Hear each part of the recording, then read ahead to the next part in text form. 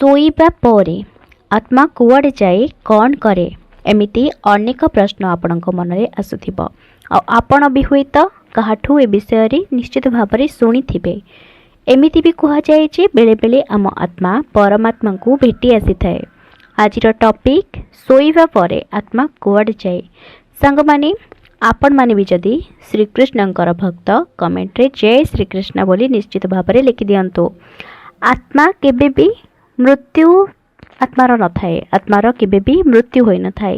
ଗୀତାରେ ଭଗବାନ ଶ୍ରୀକୃଷ୍ଣ କହିଛନ୍ତି, ହେ ପାର୍ଥ, ନା ଆତ୍ମାକୁ ଶସ୍ତ୍ର କାଟିପାରିବ, ନା ନିଆଁ ଆତ୍ମାକୁ ଜାଳିପାରିବ, ନା ପବନ ଆତ୍ମାକୁ ଉଡ଼େଇ ପାରିବ, ଏବଂ ତାକୁ କିଛି ହୋଇ ବି ନଥାଏ। ସେ ସବୁବେଳେ ଅମର ହୋଇକି ରହିଥାଏ। ଆପଣ ତ ଶୁଣିଥିବେ ସାଙ୍ଗମାନେ, ଶୋଇବା ପରେ ଆତ୍ମା କୁଆଡ଼େ ବୁଲିକି ଆସିଥାଏ, କୁଆଡ଼େ ଭ୍ରମଣ କରିଥାଏ।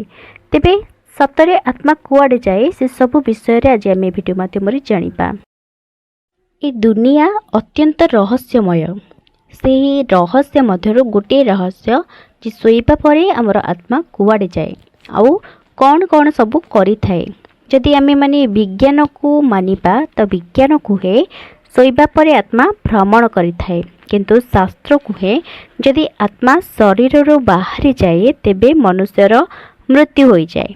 ମନୁଷ୍ୟ ଶୋଇବା ପରେ ଆତ୍ମା ବାହାରିଲେ ମଧ୍ୟ ମନୁଷ୍ୟ ଜୀବିତ କାହିଁକି ରହିଥାଏ, ସେସବୁ ଆମେମାନେ ଜାଣିବା। ସେ ରହସ୍ୟ କ'ଣ?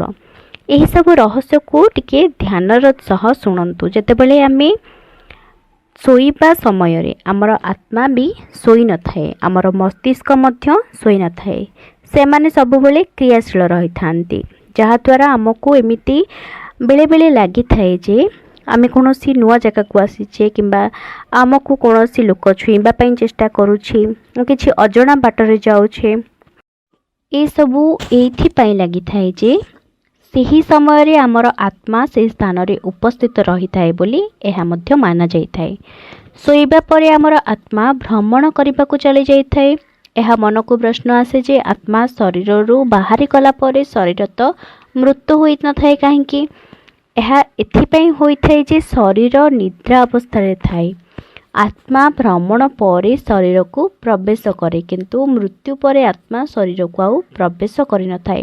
କାହିଁକି ନା ସେତେବେଳେ ଆତ୍ମା ଶକ୍ତିହୀନ ହୋଇଥାଏ। ଆପଣ ଏମିତି ବି ଅନେକ ସ୍ୱପ୍ନ ଦେଖିଥିବେ ଯାହା ଆପଣ କେବେ ବି କଳ୍ପନା ମଧ୍ୟ କରିନଥିବେ। ସେ ସମୟରେ ଆମ ଆତ୍ମା ସେହି ସ୍ଥାନରେ ଉପସ୍ଥିତ ରହିଥାଏ। ଆଉ ଆମ ଆଖି ଖୋଲିବା ପୂର୍ବରୁ ଆମର ଆତ୍ମା ବହୁତ ତୀବ୍ର ଗତିରେ ଚାଲିକି ଆସିଥାଏ, ଯାହାଦ୍ୱାରା ଆମକୁ ଲାଗେ ଯେ ଏହା ଏକ ସ୍ୱପ୍ନ ଥିଲା। ସାଙ୍ଗମାନେ, ଏହି ବିଷୟରେ ବିଜ୍ଞାନ କିଛି ଅଲଗା କହିଥାଏ। ଯେବେ ଆମେ ଶୋଇଥାଉ ଆତ୍ମା ସେହି ସ୍ଥାନରେ ପହଞ୍ଚିଥାଏ ଯାହା ଆମର ପୂର୍ବଜନ୍ମ ବା ଭବିଷ୍ୟତ ସହ ଜଡ଼ିତ ଥାଏ, ଏହା ମଧ୍ୟ ମାନାଯାଇଥାଏ। କେବେ କେବେ ଆମେ ମରିଥିବା ଲୋକଙ୍କୁ ମଧ୍ୟ ସ୍ୱପ୍ନରେ ଦେଖିଥାଉ, ବା ଏମିତି ବି ସ୍ୱପ୍ନ ଆସିଥାଏ ଯେ ଆମେ କିଛି ଅଚିହ୍ନା ଲୋକଙ୍କୁ ଭେଟିଥାଉ। ଏହା ଏହି କାରଣରୁ ହୋଇଥାଏ ଯେ ସେହି ସମୟରେ ଆମର ଆତ୍ମା ସେହି ସ୍ଥାନରେ ଥାଏ।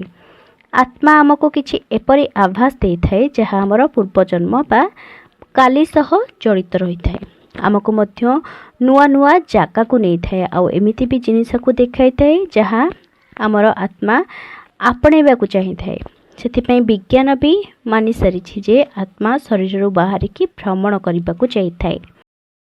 ସାଙ୍ଗମାନେ, ଏସବୁ ବିଷୟରେ ଦାର୍ଶନିକ, ବୈଜ୍ଞାନିକ, ମନୋଚିକିତ୍ସକମାନେ ନିଜ ନିଜ ଢଙ୍ଗରେ ଏହାର ମତ ମଧ୍ୟ ରଖିଛନ୍ତି। ଆପଣମାନେ ତ ଜାଣିଥିବେ, ଆମେମାନେ ଗଭୀର ନିଦ୍ରାରେ ଥିବାବେଳେ ଆମେ ସ୍ୱପ୍ନ ଦେଖିଥାଉ। ଆଉ ସ୍ୱପ୍ନ ଶାସ୍ତ୍ର ମଧ୍ୟ ରହିଛି। ଏହି ଶାସ୍ତ୍ରରେ ସ୍ୱପ୍ନର ଅନେକ ରଚନା ମଧ୍ୟ କରାଯାଇଛି। 1000 ବର୍ଷ ପୂର୍ବେ ୟୁନାନର ଦାର୍ଶନିକ ହିପୋକ୍ରେଟ୍ସଙ୍କ ମତରେ ନିଦ୍ରା ପରେ ଆତ୍ମା ସ୍ଥିର ରହେ ନାହିଁ, ସେ କୁଆଡ଼େ ବୁଲେ।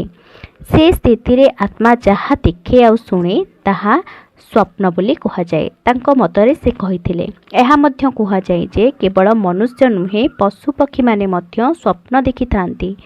ସାଙ୍ଗମାନେ, ବିଷୟବସ୍ତୁକୁ ଆଗକୁ ନେବା ପୂର୍ବରୁ ଆପଣମାନଙ୍କୁ ସମସ୍ତଙ୍କୁ ଅନୁରୋଧ, ଯେଉଁମାନେ ମୋ ଚ୍ୟାନେଲରେ ନୂଆ ଅଛନ୍ତି ଦୟାକରି ଚ୍ୟାନେଲକୁ ସବସ୍କ୍ରାଇବ୍ କରି ଭିଡ଼ିଓକୁ ଲାଇକ୍ କରିଦିଅନ୍ତୁ। ଆଉ କମେଣ୍ଟରେ ଜୟ ଶ୍ରୀକୃଷ୍ଣ ବୋଲି ନିଶ୍ଚିତ ଭାବରେ ଲେଖିଦିଅନ୍ତୁ। ସାଙ୍ଗମାନେ, ଆମେ ଯେତେବେଳେ ଶୋଇ ପଡ଼ୁଛେ ତେବେ ଆତ୍ମାର कौन होइथाए, कौन से शरीर रे रुहे ना कुआडे चली जाए। एमिति अनेक प्रश्न जहाँ मनुष्य को जानिबा को इच्छा थाए। समस्ते चाहती निज विषय रे जानिबा पाई। आउ जेतेबेले आत्मार कथा आसे समस्ते इच्छुक हुअंती ए विषय रे जानिबा पाई। सांगमाने पुराण अनुजाई आत्मार गति आउ तार कौनसी लोकरे पहुँचवा एसबु अलग अलग वर्णना कर जाइछे। आमे पौराणिक मत को जानिबा किंतु प्रथमे वैदिक मत को जानि नेबा कौन आत्मा आम शरीर रे रुहे किंबा मनुष्य शरीर रु अलग हो जाए। एमिति भी बेले बेले आमे माने गभीर निद्रा रे सोइथिबा बेले बहुत अजब अजब स्वप्न आसे आउ ताहा आमे केबे भी देखि न थाउ। आउ केबे केबे तो आत्मा परमात्मा को भेटी भी थाए। आउ आमे स्वप्न देखि थाउ आमर मृत्यु होई सारिछि आउ आमे भगवान को भेटुछे। सांगमाने आमे सोइबा परे शरीर मृत परी होई जाय थाए। आउ केते थर मनीष को निद्रारू उठाइबा बेले मध्य से उठी न थांती। यार कारण तार आत्मा बहुत दूर को चली जाई थाए, जहा फलरे मनीष निद्रारू जाग्रत हेबारे डेरी करि थाए। आउ एहा आपण माने भी केबे केबे अनुभव करिथिबे। आपण माने स्वप्न रे निजर इष्टों को मध्य देखिथिबे। आउ हुए तो आपण तांको सह कथा भी हेउथिबे। एमिति अनेक शुभ स्वप्न मध्य आपण माने देखिथिबे। एही स्वप्न देखुछंती अर्थ आपणको आत्मा परमात्मा को भेटी थाए। आउ से दिनटी आपण मानकर निश्चित भाबरे आपण मानकर मन शुद्ध आउ पवित्र रही थाए। सांगमाने सोइबाकू द्वितीय मृत्यु बोली मध्य मान जाय थाए। आउ केबे केबे आपण सोइबा परे आपण जेउ स्वप्न देखि थांती से स्वप्न सत्य होई थाए। काहेकि ना आत्मा भविष्य को मध्य जाई पारे। आपणक अचेतन मन आत्मार साहाय्य भविष्य को मध्य जानी नहीं थाए। आपण जहाँ खोला आखिरे देखि पारंतिनी ताहा आपणक बंद आखिरे मध्य आपण मानकर आत्मा ताहा देखि थाए। आपणको मध्य एमिति स्वप्न आपण माने देखिथिबे आउ एहा सत्य हो जाय थाए। ଏହା ସେତେବେଳେ ହୋଇଥାଏ ସାଙ୍ଗମାନେ ଯେତେବେଳେ ଆମର ଅଚେତନ ମନ ଆତ୍ମାର ସାହାଯ୍ୟରେ ଭବିଷ୍ୟକୁ ଯାଇଥାଏ। ଏହା ମାନା ଯାଇଥାଏ ଯେ ଯାହା ଭୌତିକ ଜଗତରେ ଘଟିଥାଏ ତାହା ପୂର୍ବରୁ ସୂକ୍ଷ୍ମ ଜଗତ ଭିତରେ ଘଟି ସାରିଥାଏ।